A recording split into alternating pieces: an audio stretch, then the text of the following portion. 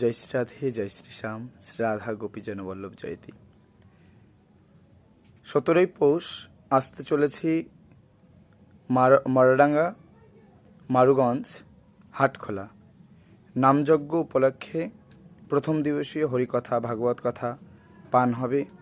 তো শুধু গৌর ভক্তমণ্ডলী, বৈষ্ণব এবং সেই গ্রাম পার্শ্ববর্তী এলাকার ভক্তবৃন্দ, গৌর ভক্তবৃন্দ আশা কামনা করি সবারই পদধূলি, এবং অবশ্যই আপনারা আসবেন। খুব আনন্দ হবে, হরিকথা হবে, ভাগবত কথামৃত পান হবে।